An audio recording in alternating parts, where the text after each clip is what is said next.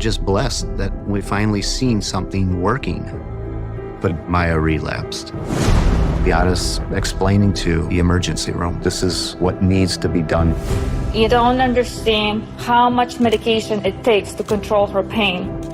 But they didn't listen. They accused Beate of medical child abuse. And that's when they told me I had to leave. That my daughter is under state custody.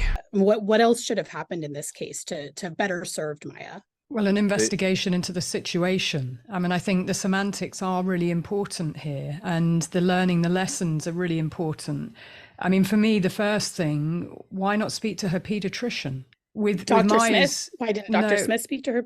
Well, yes, Dr. Sally Smith, but also why was he only ever spoken to by a resident for 5 minutes? I mean, if he holds Maya's notes and has been assessing her at least 5 times before admission, that's who I would want to speak to find out what he believed was going on. And to your question about Jack and the detective asking about the pain and symptoms, were they more acute when Beate was in the room? I believe that he was worn down in that interview, and we've got to remember the vulnerability of someone going in, and I talked to you about the gravity of you being called in to speak to a detective, whether it's voluntary or not. It's still a scary place. Yeah, and he's trying to give the right answers. He doesn't know what they are, but you can see he's trying to. And yes, I would be looking for coercive control. Is he being coercively controlled by Beate? What else is going on? But I believe he was trying to give the right answers.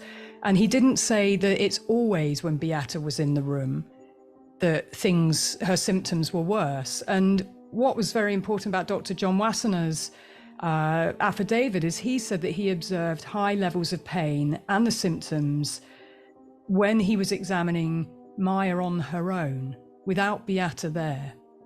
You know, and I think it's very important to understand the whole context of that. We can lift anything out of context, or we can browbeat someone into our way of thinking in an isolated interview, whether it's voluntary or not. When you're desperate to get your daughter back, you might say anything.